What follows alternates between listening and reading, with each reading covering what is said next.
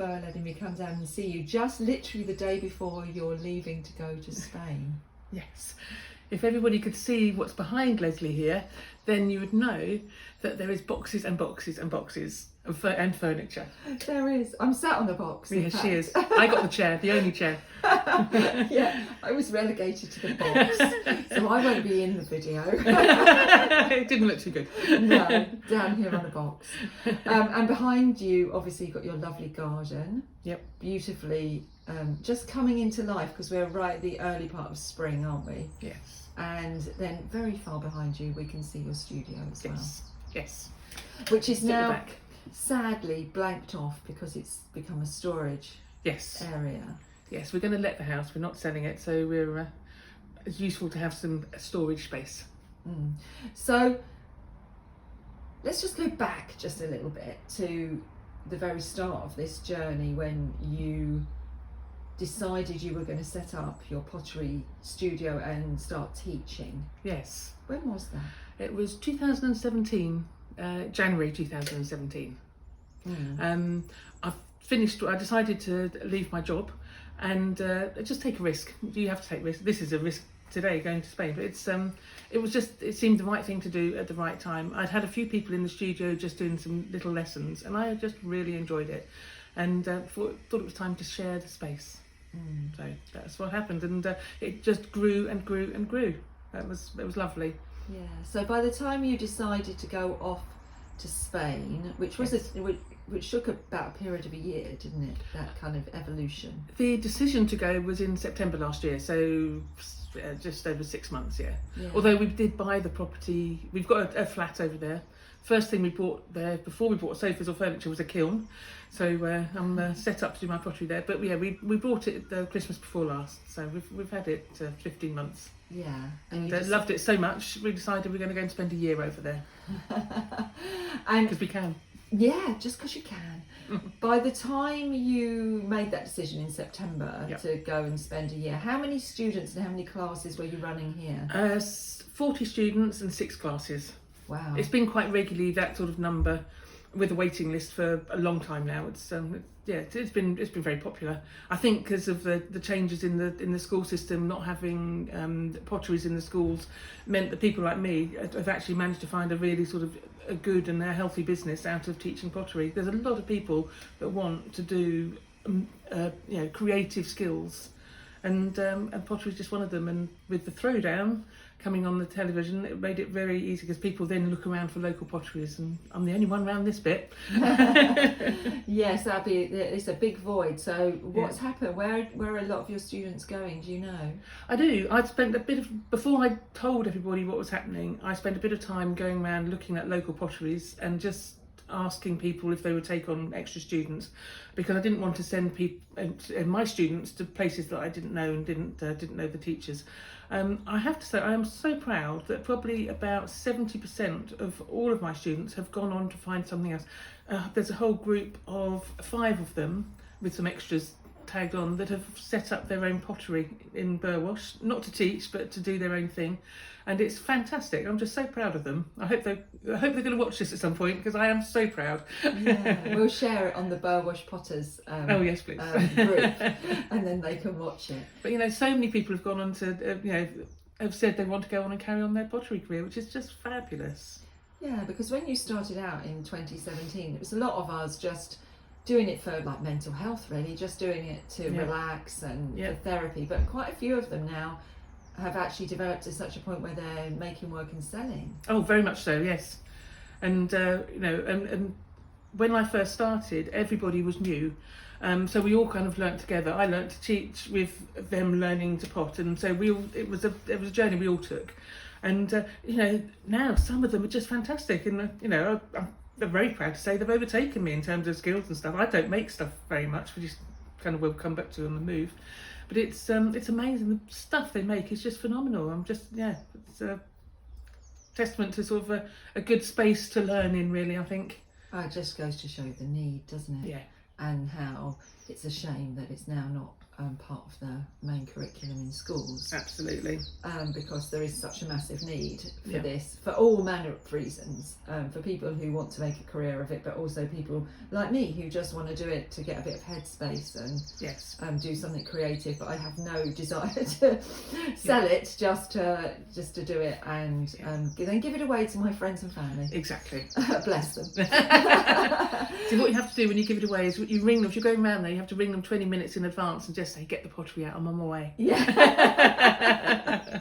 Yes. Good warning. Good. Everyone listening. Yeah. So in September, you made the decision to close up your pottery school and Yes. to go to Spain for a year. How Yes. did that head movement happen?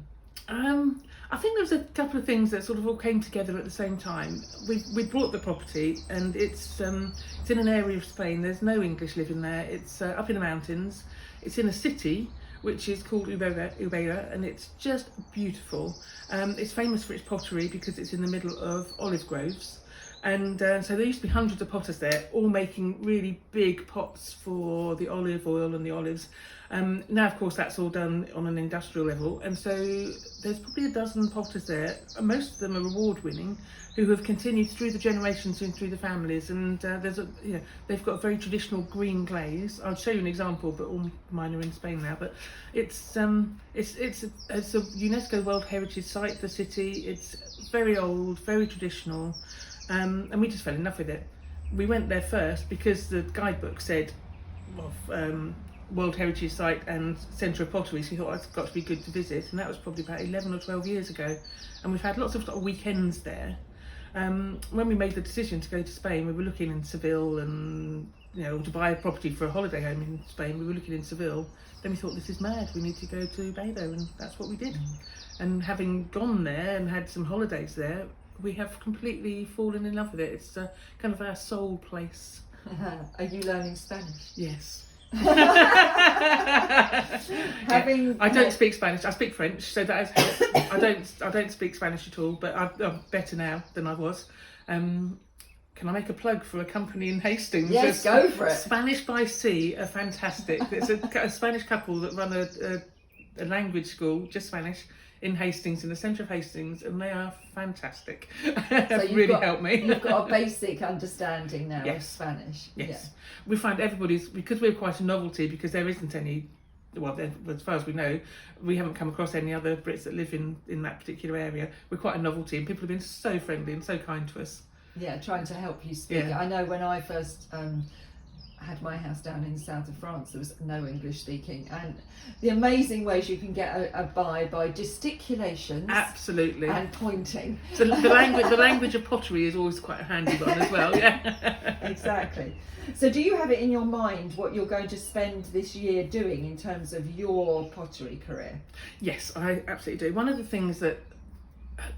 downsides that's come out of having a successful pottery school for me is that I don't have time to make any of my own stuff, and I throw in sort of half an hour here and there, and by the time I come back to it, the clay's dried out, or my sort of motivation's moved on, and it just hasn't worked. That side of it hasn't worked for me.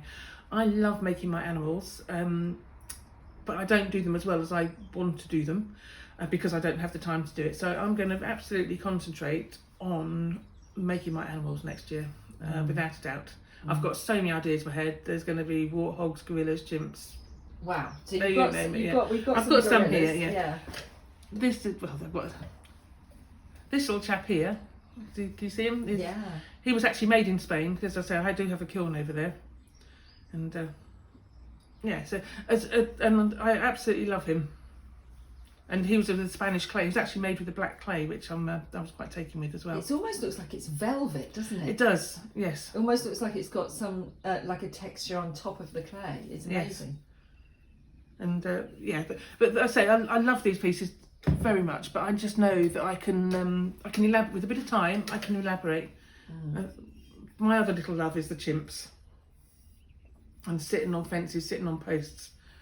They've been very popular, actually, the chimps. So is that in black clay as well? No, that's not. That's in a buff clay, which I put a black underglaze on top. So then I've sponged back the face so you can see the clay. But I love the colour of the buff clay underneath because it's got that sort of skin quality to it. Yeah. So I'm taking several bags of buff clay with me.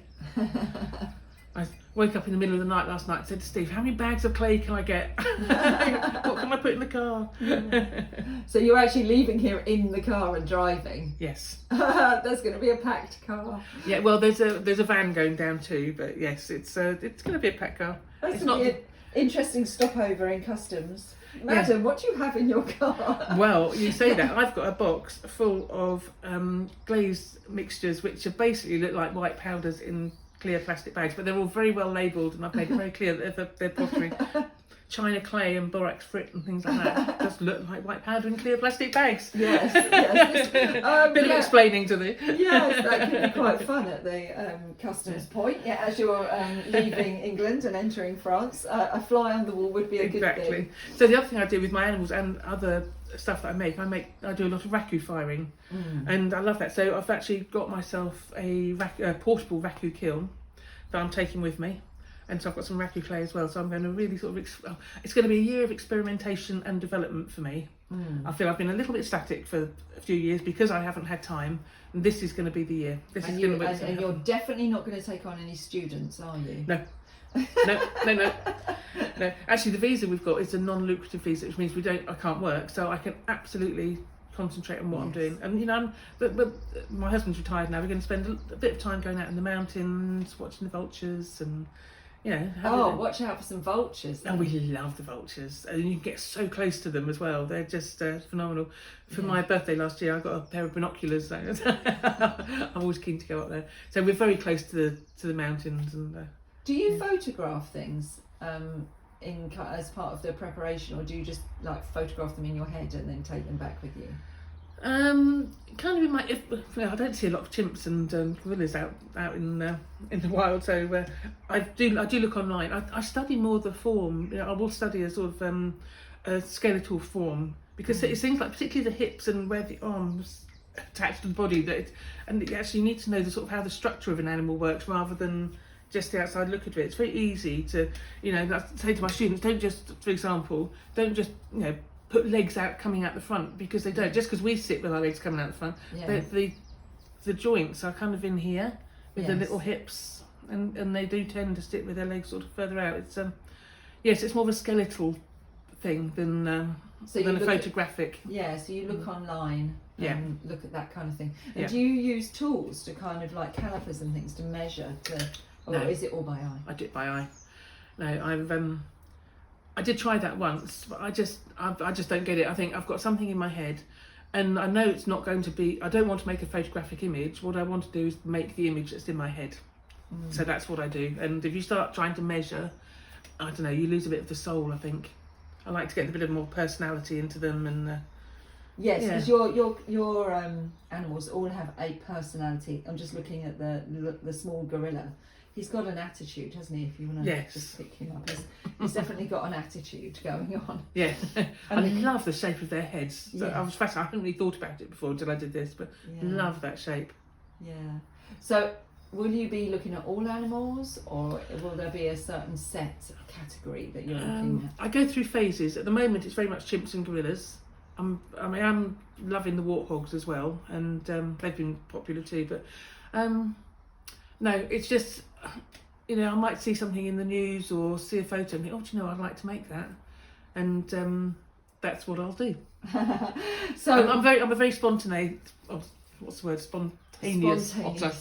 Yes, my planning is in the making rather than I do some drawings. I do like drawing. And I've got lots of drawings of gorillas and stuff, and that just helps me sort of think about the positions and the form. But I don't do a lot of planning. They tend to morph as I make them, which is a nice place to be. And also, you don't know the character until you start making them, and then the character kind of comes through as you get the position of the arms and the head. You get that cheeky sort of looking over the shoulder, and then that dictates the whole personality of the rest of the position. Do you name them? Yes. Who have we got? I have to say, very unoriginal, but this is Pablo. That's Pablo. This is Dennis. He's a Dennis every day. Yeah. And this big chap here is this one. I would just put back, but I just love his bottom. He's Douglas. Douglas. dear. And do you, when you're like moving around them and putting in the clay, do you talk to them by their names? Oh yes. Yeah. Douglas, you're going in the kiln now. I do, and I say to them that it's going to get really hot, but you'll be all right. It's a bit like your pigs. Yeah, very much like that. And also, when if I've got them sitting on the shelf, if I've finished making them for a while or they're just drying out, I always turn them so they're facing in so they can see what's going on, because I think they're just sad if they face the wall. They're bored. They'll be bored. They won't be able to see what's happening. So you get it. I completely get it, but then I am a crazy pottery lady. Thank you. So. Exactly the same.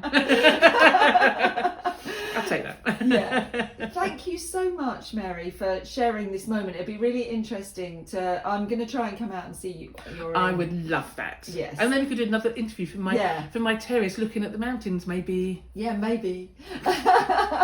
That's the plan, and to like kind of record the journey really of and then see you when you come back, if you come back. Oh, I think there's we'll come back. Yeah, we're planning a year. Who knows? We might stay a bit longer. We won't stay less, because I don't think you get a feel for it unless you're there for a year. But we'll see how it goes. But, we haven't decided yet, so it'll be a surprise. Watch this space. But I'll try and come and do one while you're out there, so that we can give lovely. everyone an update of how you're getting on in this process. But thank you so much. Oh, it's been a pleasure, and wish me luck tomorrow. Yeah, good luck on your journey. It'll be lovely. We feel like teenagers that are having a gap year. It's I think that's a thing now, isn't it? Life is full of adventures, and we do love an adventure, and this is our next one. I'm definitely with you, and I can see my gap year coming. Hey. Don't let anyone hear that on here, because they'll be absolutely beside themselves. But I can feel my gap year coming towards me a bit faster. Everyone's either jealous or they think we're mad. But, I don't think you're mad. I think the rationale, which you've very clearly explained there, which is that you have since 2017 really helped everybody else thrive. You've earned the right now to have a moment to see where you can take your career. Yeah. So, and also, I've been teaching all that time, except for lockdown, obviously. But I need to develop my skills, because I've got potters that are not just coming up behind me, that are overtaking me. So I need to get ahead of the game for the next lot coming through. So.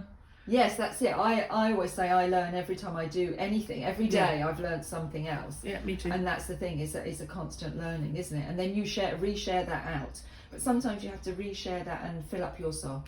Exactly, and that's what I'm going to do next year. Yeah, brilliant. Thank you so much.